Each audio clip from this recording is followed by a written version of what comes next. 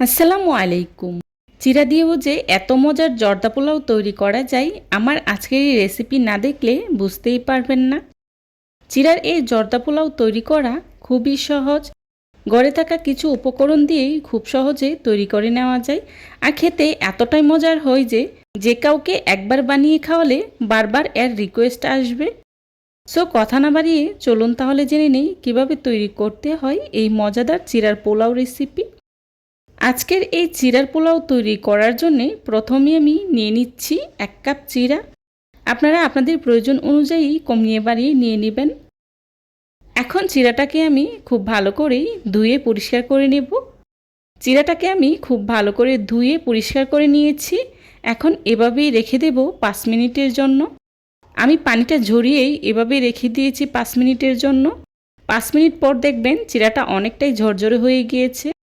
দেখুন আমার চিরাটাও অনেকটাই ঝরঝরে হয়ে গিয়েছে। এবার চিরাগুলোকে আমি এক সাইডে রেখে দিচ্ছি। এবার চুলায় একটি প্যান বসিয়ে তার মধ্যে দিয়ে দিচ্ছি 1 টেবিল চামচ ঘি, দিয়ে দিচ্ছি কিছুটা ড্রাই ফ্রুটস।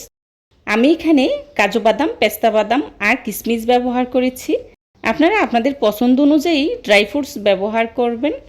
আমি এখানে কাজু বাদামগুলোকে কিছুটা কুচি করে আবার কিছুটা আস্তও ব্যবহার করেছি, দেখতেই পাচ্ছেন। এখন বেশ কিছুটা সময় নিয়ে ড্রাই ফ্রুটসগুলোকে আমি খুব ভালো করে ভেজে নেব। এ পর্যায়ে কিন্তু চুলা রাসটা লোতে রেখে ভেজে নিতে হবে, না হলে ড্রাই ফ্রুটসগুলো পড়ে যেতে পারে। ভাজা হয়ে গিয়েছে, এবার চুলা থেকে নামিয়ে নিয়েছি। চুলা থেকে নামিয়েই একই প্যানে দিয়ে দিচ্ছি আরও 1 টেবিল চামচ ঘি, দিয়ে দিচ্ছি আগে থেকে ধুয়ে পরিষ্কার করে রাখা চিরাগুলো দিয়ে খুব ভালো করে ভেজে নেব। চিরাটাকে আমি একদমই ঝরঝরে করে ভেজে নেব।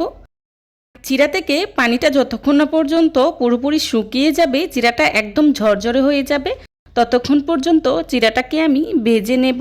এ পর্যায়ে চুলা রাসটা লোতে রেখে চিরাটাকে ভেজে নিতে হবে। চিরার এই জর্দা পোলাও রেসিপিটা এত বেশি মজার হয়, এত বেশি ফ্লেভারফুল হয় আর এত বেশি ঝরঝরে হয় যে খাওয়ার সময় বোঝাই যাবে না যে এটা চিরা দিয়ে বানিয়েছেন। আমি বেশ কিছুটা সময় নিয়ে চিরাটাকে একদমই ঝরঝরে করে ভেজে নিয়েছি। এই পর্যায়ে চিরাগুলোকে আমি চুলা থেকে নামিয়ে নিচ্ছি। চিরাটাকে আমি চুলা থেকে নামিয়ে এক সাইডে রেখে দিচ্ছি। একই প্যানে দিয়ে দিচ্ছি পানি 1/2 কাপ। পানিটা আপনারা আপনাদের চিরার পরিমাণ অনুযায়ী ব্যবহার করবেন। আর দিয়ে দিচ্ছি চিনি 1/3 কাপ। চিনিটা আপনারা আপনাদের প্রয়োজন অনুযায়ী বাড়িয়ে কমিয়ে ব্যবহার করবেন। সুন্দর একটা কালার আসার জন্য এখানে আমি সামান্য কিছুটা ইয়েলো ফুড কালার ব্যবহার করেছি। পানিটা যখন বলক আসতে শুরু করবে তখনই এর মধ্যেই দিয়ে দিচ্ছি আগে থেকে ভেজে রাখা চিরাগুলো। এবার নেড়ে খুব ভালো করে মিশিয়ে নেব। মেশানো হয়ে গেলে চুলা রাসটা লোতে রেখে এভাবেই কিছুক্ষণ জাল করে নেব।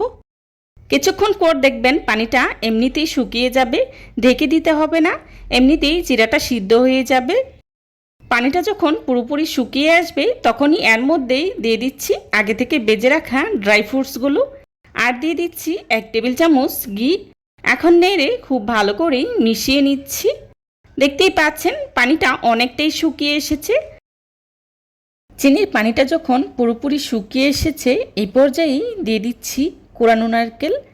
নারকেলটা আপনারা ইচ্ছা করলে পানিতেও ব্যবহার করতে পারেন, তবে এই পর্যায়ে নারকেলটা ব্যবহার করলে ড্রেজারটা কিন্তু দেখতে খুবই সুন্দর হয়।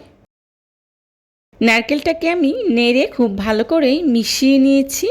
দেখতেই পাচ্ছেন চিনির পানিটা পুরোপুরি শুকিয়ে গিয়েছে আর জর্দা পোলাওটাও কিন্তু অনেকটাই ঝরঝরে হয়ে গিয়েছে। এটা কিন্তু ঠান্ডা হলে আরও অনেকটাই ঝরঝরে হয়ে যাবে।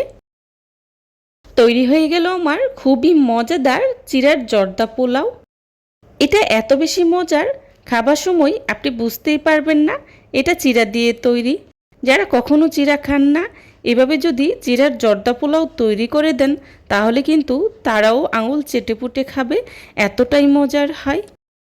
চুলা থেকে নামিয়ে আমি একটি সার্ভিং ডিশে সার্ভ করে নিচ্ছি। যারা এতক্ষণ ধৈর্য সহকারে আমার ভিডিওটি দেখেছেন তাদেরকে জানাই অসংখ্য ধন্যবাদ। এই ধরনের সব ঘরোয়া এবং মজার মজার রেসিপি পেতে আমার চ্যানেলটি ভিজিট করে আসবেন প্লিজ। দেখতে দেখতে আমার আজকের এই রেসিপিটি যদি আপনাদের কাছে ভালো লেগে যায় তাহলে অবশ্যই লাইক কমেন্ট শেয়ার করতে বলবেন না। আপনাদের একটি লাইক এবং একটি কমেন্টস আমাদেরকে নতুন নতুন কন্টেন্ট তৈরি করতে অনেক উৎসাহিত করে। দেখুন আমার আজকের এই জর্দা পোলাওটা দেখতে কতটা লোভনীয় হয়েছে আর খেতেও কিন্তু ভীষণ মজার হয়েছিল। রেসিপি ভালো লাগলে একবার হলেও বাসায় ট্রাই করবেন আর কেমন হয়েছে আমাকে কমেন্টস করে জানাবেন। দেখতেই পাচ্ছেন আমার জর্দা পোলাওটা কতটা ঝরঝরে হয়েছে। আমি কিন্তু গরম গরম পরিবেশন করে নিয়েছি। এটা কিন্তু ঠান্ডা হলে আরও অনেকটাই ঝরঝরে হয়ে যাবে। আমার পরবর্তী রেসিপি দেখার আমন্ত্রণ জানিয়ে আজকের মতো এখানেই বিদায় নিচ্ছি। সবাই ভালো থাকবেন, সুস্থ থাকবেন। আল্লাহ হাফেজ। আসসালামু আলাইকুম।